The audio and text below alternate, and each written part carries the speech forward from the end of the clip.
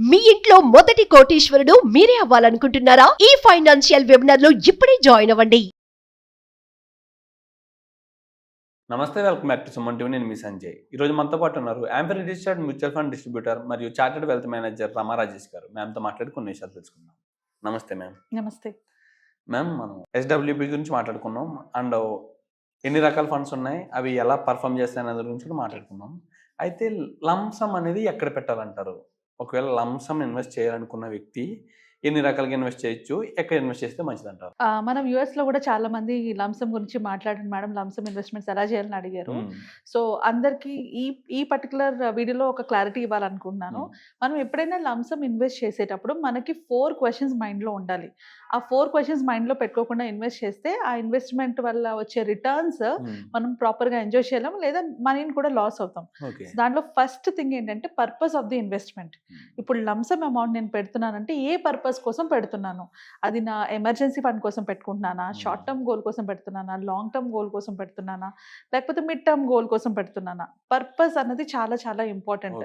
Purpose తెలియకుండా కనుక investment చేస్తే ఆ ఇన్వెస్ట్మెంట్ రిటర్న్ రాకముందే భయంతో కానీ ఇంకేదైనా ప్రాబ్లంతో మనం మనీ విత్డ్రా చేసేస్తూ ఉంటాం. సో ప్రతి అమౌంట్కి కూడా ఒక పర్పస్ ఉండాలి, ఎస్పెషల్లీ లంసమ్ అమౌంట్స్కి. ఇప్పుడు చాలా మంది చిట్స్లో వీటిలో వేసుకుంటూ ఉంటారు, ఎందుకంటే పర్పస్ లేకుండా దాచుకుంటారు. వచ్చిన తర్వాత ఏం చేస్తారు? ఏదో ఒకటి అవసరం వస్తువులో ఇంకేదో కొనుక్కుంటూ ఉంటారు. సో ప్రతి ఇన్వెస్ట్మెంట్కి ఒక పర్పస్ అయితే కంపల్సరీ ఉండాలి. అది లంసమ్ ఇన్వెస్ట్మెంట్ ఎస్పెషల్లీ అయినప్పుడు, ఎందుకంటే ఒకేసారి ఎక్కువ అమౌంట్ ఇన్వెస్ట్ చేస్తున్నాం కాబట్టి. అండ్ సెకండ్ థింగ్, ఎంత వరకు, how long should I invest? ఎన్ని సంవత్సరాలు నేను ఇన్వెస్ట్ చేయడానికి రెడీగా ఉన్నాను ఈ అమౌంట్? అంటే ఈ అమౌంట్ నాకు ఒక 5 years అయినా ఓకే, 10 years అయినా ఓకే, 15 years అయినా ఓకే, అలా ఎన్ని సంవత్సరాలు నేను ఇన్వెస్ట్మెంట్ చేసి ఉండగలను? ఈ క్లారిటీ కూడా ఉండాలి. ఆ క్లారిటీ లేకపోతే మనం ఎక్కడో పెడతాము, అంటే ఫిక్స్డ్ డిపాజిట్లో పెట్టుకుంటాము, ఎక్కువ రిటర్న్స్ ఎక్స్పెక్ట్ చేస్తాము, లేదా క్యాష్లోనే పెట్టుకుంటాము, ఎక్కువ రిటర్న్స్ అడుగుతాం, లేదా స్టాక్స్లో పెడతాము, ఫాస్ట్గా కావాలనుకుంటాము. ఈ మిస్టేక్స్ చేస్తాం. సో చాలా చాలా ఇంపార్టెంట్. సెకండ్ క్వశ్చన్ ఏంటి? ఎంత కాలం, how long we are investing. Third, ఎంత రిస్క్ తీసుకోవడానికి రెడీగా ఉన్నాను? ఇప్పుడు లంసంలో నా దగ్గర ఇంత డబ్బులు ఉన్నాయి సరే, బట్ ఈ డబ్బులు నేను పెడితే రేపు పొద్దున్న అది లాస్లోకి వెళ్తే నేను తట్టుకోగలిగే శక్తి కూడా నాకు ఉండాలి. రిస్క్ తీసుకోవడానికి నేను ఎంత వరకు రెడీగా ఉన్నాను అన్న దాన్ని బట్టి కూడా మనం ఎక్కడ ఇన్వెస్ట్ చేయాలి అన్నది మారిపోతుంది. నెక్స్ట్ 4th పాయింట్, నాకు ఎంత నాలెడ్జ్ ఉంది అండ్ దాని మీద నేను ఎంత టైం స్పెండ్ చేయగలను. ఇప్పుడు నా దగ్గర లంసం ఉంది, నేను తీసుకెళ్ళి స్టాక్స్లో పెట్టేసుకుంటాను ఎవరో చెప్పారని, బట్ నాకు టైం లేదనుకో దాన్ని మానిటర్ చేయడానికి, అప్పుడు ఏం జరుగుతుంది? నా మనీ అంతా కొలాప్స్ అవుతాను, నేను లాస్ అవుతాను కదా. సో నేను ఎంత టైం స్పెండ్ చేయగలను? ఈ 4 క్వశ్చన్స్ బేస్ చేసుకొని కనుక మనం లంసమ్ ఇన్వెస్ట్మెంట్స్ చేసుకుంటే దెన్ మనకి ఆ పర్టికులర్ ఇన్వెస్ట్మెంట్ వల్ల రిటర్న్స్తో పాటు మనం ఆ అమౌంట్ని కూడా ఎంజాయ్ చేయగలం. ఇప్పుడు టైం పీరియడ్ ప్రకారంగా ఇప్పుడు మీరు చూసుకుంటే, మనం ముందు అనుకున్న first question purpose of the investment. So మన ఇన్వెస్ట్మెంట్ పర్పస్ ప్రకారంగా 5 టైప్స్ ఉంటాయి. ఒకటి ఎమర్జెన్సీ ఫండ్, ఇంకొకటి short term goal, mid term goal and long term goal. అవన్నీ కూడా అయిపోయాక ఇంకా ఎక్స్ట్రా క్యాష్ ఉంది, నేను ఎంతైనా రిస్క్ తీసుకోగలను అన్నప్పుడు దీన్ని బట్టి మన ఇన్వెస్ట్మెంట్ చాయిసెస్ మారిపోతాయి. ఇప్పుడు నేను ఎమర్జెన్సీ కోసం ఇమీడియట్గా నాకు ఎమర్జెన్సీకి ఏమీ లేదు అంటే, ఏదైనా ఎమర్జెన్సీ వస్తే నా దగ్గర డబ్బులు లేవు అనుకున్నప్పుడు ఫస్ట్ మనం ఎమర్జెన్సీ కోసం పెట్టుకోవాలి. సో మనం ఎప్పుడైనా ఎమర్జెన్సీ ఫండ్ కోసం పెట్టేటప్పుడు ఎక్కడ పెట్టుకోవాలి? సేవింగ్స్ అకౌంట్లో కానీ, ఆటో స్వీప్ అకౌంట్ కానీ, లిక్విడ్ ఫండ్స్ కానీ. ఆటో స్వీప్ అకౌంట్ అంటే ఏంటి అంటే, సేవింగ్స్ అకౌంట్లోనే, అంటే బ్యాంక్ అకౌంట్లో 2 types ఆఫ్ బ్యాంక్ అకౌంట్స్ ఉంటాయి. ఒకటి నార్మల్ సేవింగ్స్ అకౌంట్, ఇంకోటి ఆటో స్వీప్ అకౌంట్ అంటారనమాట. అంటే మన అకౌంట్లో ఎప్పుడైనా కూడా ఎక్కువ అమౌంట్ ఉంటే, మినిమం బ్యాలెన్స్ కన్నా ఎక్కువ అమౌంట్ ఉంటే ఆ అమౌంట్ని అది ఆటోమేటిక్గా ఎఫ్డీలోకి తీసుకుంటుంది. తీసుకొని మనకి ఆ ఎఫ్డీ నుంచి రిటర్న్స్ కూడా వస్తాయి. ఎప్పుడైనా మనకి అమౌంట్ విత్డ్రా చేసుకోవాలంటే మనం విత్డ్రా చేసుకోవచ్చు. సో ఖాళీగా అంటే సేవింగ్స్ అకౌంట్తో పోల్చుకుంటే ఆటో స్వీప్ అకౌంట్లోని మనకి కొంచెం ఎక్స్ట్రాగా అమౌంట్ వస్తుంది. అంటే సేవింగ్స్ అకౌంట్లో 3-4% ఇస్తాడు కదా, ఆటో స్వీప్ అకౌంట్లో మనకి 5-6% వరకు రిటర్న్స్ వస్తాయి. బట్ అది ఇవి రెండిట్లో ఏదైనా కూడా మనకి ఇమ్మీడియట్గా డబ్బులు అవసరం వచ్చినప్పుడు తీసుకోవడానికి ఈజీగా ఉంటుంది. సో లంసమ్ అమౌంట్ ఉన్నప్పుడు, ఎమర్జెన్సీ ఫండ్ లేకపోతే కంపల్సరీగా ఈ 3 పెట్టుకోవాలి. రైట్? ఏది? ఆటో సేవింగ్స్ అకౌంట్ కానీ, సేవింగ్స్ అకౌంట్ కానీ, లిక్విడ్ ఫండ్స్ కానీ. ఒకవేళ షార్ట్ టర్మ్ గోల్స్ అంటే 1-2 years గోల్స్ ఉన్నాయి నాకు, లేదా పెళ్లి చేసుకోవాలి, లేకపోతే పిల్లల ఎడ్యుకేషన్, షార్ట్ టర్మ్ గోల్స్ అంటే ఏంటి అంటే మనం 1 year నుంచి 3 years లోపు అచీవ్ చేయాలనుకున్న ఏదైనా కావచ్చు. మేబీ ఒక కార్ తీసుకోవాలనుకుంటున్నారనో, లేకపోతే మ్యారేజ్ కోసం దాచుకోవాలనో, లేకపోతే పిల్లలు ప్రెగ్నెన్సీ ప్లాన్ చేస్తున్నారు, వాటికి కావాలనుకున్నా, ఇవన్నీ కూడా షార్ట్ టర్మ్ గోల్స్లోకి వస్తాయి. సో మనకి దీనికి 1 to 3 years టైమే ఉంటుంది. ఇలాంటి టైంలో ఉన్నప్పుడు మ్యూచువల్ ఫండ్స్ కానీ స్టాక్స్ కానీ అస్సలు పెట్టకూడదు. సో అలాంటప్పుడు మనం పెట్టుకోవాల్సిన ఆప్షన్స్ ఏంటి? మ్యూచువల్ ఫండ్స్ లిక్విడ్ ఫండ్స్లో పెట్టుకోవచ్చు, ఓవర్ నైట్ ఫండ్స్లో పెట్టుకోవచ్చు, లో డ్యూరేషన్ ఫండ్స్లో పెట్టుకోవచ్చు, షార్ట్ టర్మ్ ఫండ్స్లో పెట్టుకోవచ్చు. సో అంటే మనం మ్యూచువల్ ఫండ్స్లోని ఓన్లీ డెట్ ఫండ్స్లోనే పెడుతున్నాం. మనం లాస్ట్ వీడియోలో క్లియర్గా ఎక్స్ప్లెయిన్ చేసాం కదా డెట్ ఫండ్స్ అంటే ఏంటి, ఈక్విటీ ఫండ్స్ అంటే ఏంటి అని. సో షార్ట్ టర్మ్ గోల్స్కి మనం ఓన్లీ డెట్ ఫండ్స్లోనే పెట్టుకుంటాం. అండ్ అది కాకుండా ఎఫ్డీస్ కానీ ఆర్డీస్ కానీ పెట్టుకోవచ్చు. ఇంకొకటి మనకి కొన్ని స్కీమ్స్ ఉన్నాయి, గవర్నమెంట్ స్కీమ్స్ ఉన్నాయి, 2 yearsకి అలా ఫిక్స్డ్ డిపాజిట్స్ కొన్ని స్పెసిఫిక్ స్కీమ్స్ ఉన్నాయి, వాటిలో పెట్టుకోవచ్చు. ఓకే, నెక్స్ట్ వచ్చేటప్పటికి మిడ్ టర్మ్ గోల్ అనమాట. So mid term are medium term goal అంటే మనకి 3 to 5 yearsలోని ఆ పీరియడ్లో మనకి అవసరమయ్యే ఖర్చులు. ఇది మనం హౌస్కి డౌన్ పేమెంట్ చేసుకోవాలనుకున్నా, లేకపోతే ఏదైనా పిల్లలకి ఎడ్యుకేషన్ కోసం అనుకున్నా, సో అలాంటి 3 to 5 years గ్యాప్ గోల్ ఉన్న వాటికి పెట్టుకోవాల్సిన ఫండ్స్ ఇవి.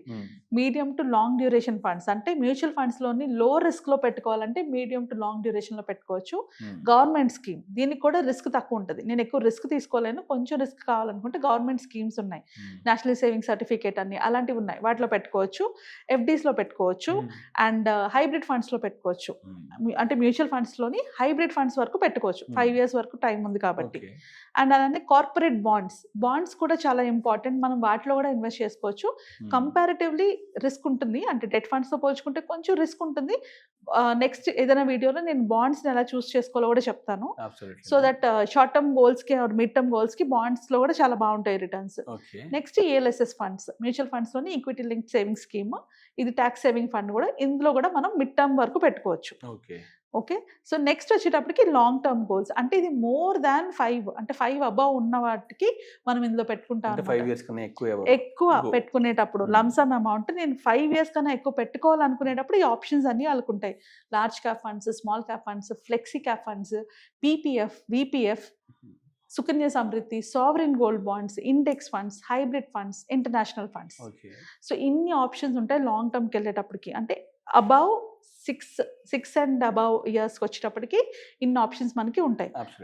ఇవన్నీ ఆప్షన్స్ అంటే నాకు ఎమర్జెన్సీ ఫండ్కి డబ్బులు ఉన్నాయండి, నా షార్ట్ టర్మ్కి నాకు డబ్బులు ఉన్నాయి, మీడియం టర్మ్కి నాకు డబ్బులు ఉన్నాయి, లాంగ్ టర్మ్ కూడా నేను ప్లాన్ చేసేసుకున్నానండి, ఇంకా నాకు ఎక్స్ట్రాగా క్యాష్ మిగిలిపోయింది, దీన్ని ఏమైనా చెయ్యాలి అని అనుకున్న వాళ్ళు మాత్రమే స్టాక్ మార్కెట్ ట్రేడింగ్ కానీ, ఈటీఎఫ్ ట్రేడింగ్ కానీ, థిమాటిక్ ఆర్ సెక్టోరియల్ ఫండ్స్ కానీ ఇన్వెస్ట్ చేసుకోవచ్చు.